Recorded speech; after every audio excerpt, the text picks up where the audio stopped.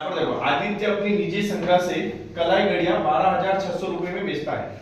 मतलब यहाँ पर वो बोल रहा है कि प्रत्येक घड़ी जो है उसको कितने में बेच रहा है, वो 12,600 रुपए में बेचता है। पहली घड़ी में उसे 26% का क्या होता है, लाभ होता है, और दूसरी बार उसे 10% की क्या होती है, हानि होती है। तो आपसे वो बोल रहा है कि कुल लाभ या हानि प्रतिशत ज्ञात करो। कुल लाभ या क्या ज्ञात करो, हानि प्रतिशत ज्ञात करो। तो देखो एक तो मेरे पास क्या होगा, सीपी होगा, और क्या होगा मेरे पास, एसपी होगा।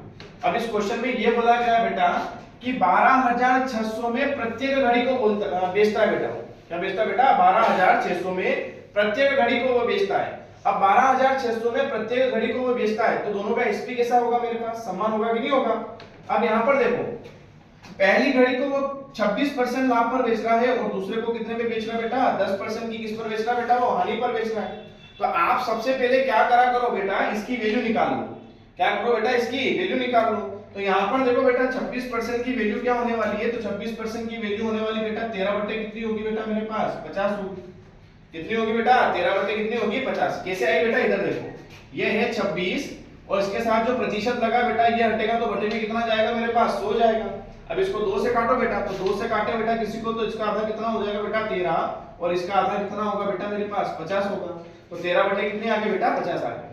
अब ये नीचे वाली वैल्यू है ना बेटा, मुझे बताती है सीपी, और ऊपर वाली वैल्यू बताती है मुझे प्रॉफिट एंड क्या बताती है बेटा, मुझे लॉस बताती है। क्या बताती है बेटा, प्रॉफिट एंड क्या बताती है, लॉस बताती है। अब देखो बेटा यहाँ पर आपने उसको खरीदा कितने में, मतलब आपका क्रय मूल्य कितना होगा बेटा, 50 होगा। कितना होगा बेटा, 50 होगा। और यहाँ पर प्रॉफिट हो रहा है, तो 50 में खरीदा और 13 का प्रॉफिट, तो बेचा कितने में बेटा आपने उसको, 63 में बेचा बेटा। कितने में बेचा बेटा, 63 में बेचा। अब यहाँ पर देखो बेटा, यहाँ पर 10% की वैल्यू कितनी होगी बेटा, 1 बाई कितना होगा बेटा आपके पास, 10 होगा। 1 बटे कितना होगा, 10 होगा। तो यहाँ पर बेटा आपने खरीदा कितने में, 10 में।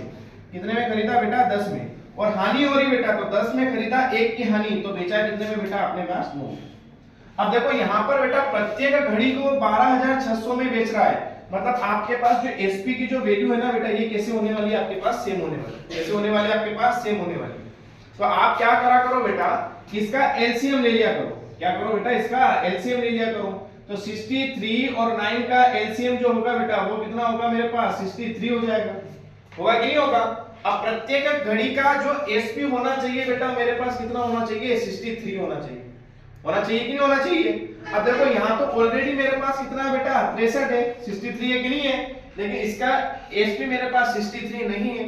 तो इन दोनों की एसपी की वैल्यू को अपने को क्या बनाना है, सेम बनाना है। तो इसको 63 बनाने के लिए मुझे किससे मल्टीप्लाई करना पड़ेगा, 7 से करना पड़ेगा बेटा। किससे करना पड़ेगा, 7 से। तो इसको बेटा 7 से मल्टीप्लाई करो। तो इसको 7 से मल्टीप्लाई करा तो देखो ये कितना हो गया, 63 हो गया। और इसको 7 से मल्टीप्लाई करा बेटा, तो इसको भी किससे करना पड़ेगा, 7 से मल्टीप्लाई करना पड़ेगा। तो देखो बेटा ये कितना हो गया मेरे पास, ये कितना हो जाएगा बेटा मेरे पास, 70। कितना हो जाएगा बेटा मेरे पास, 70 हो जाएगा। तो नीचे ओवरऑल मेरे पास सीपी और एसपी की वैल्यू निकल कर आ जाएगी, टोटल वैल्यू निकल कर आएगी बेटा। अब टोटल सीपी कितना हो रहा है बेटा, देखो 50 और 70 कितना होगा बेटा, 120। कितना हो गया बेटा, 120 हो गया। और यहाँ पर देखो बेटा 63 और 63 कितना हो जाएगा, 126 होगा कि नहीं होगा। कितना हो जाएगा बेटा, 126 हो जाएगा। तो टोटल कितना हो जाएगा बेटा, 126 हो जाएगा। अब यहाँ पर देखो बेटा, दोनों घड़ियों को आप खरीद कितने में रहे हो, 120 में, और बेच कितने में रहे हो बेटा, 126 में बेच रहे हो। बेच रहे हो कि नहीं बेच रहे हो।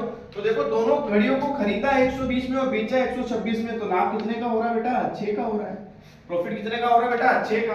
तो ओवरऑल प्रॉफिट परसेंट निकालो बेटा, कि 6 का लाभ, और लाभ और हानि एक्चुअली हमेशा होता है किस पर बेटा, सीपी पर।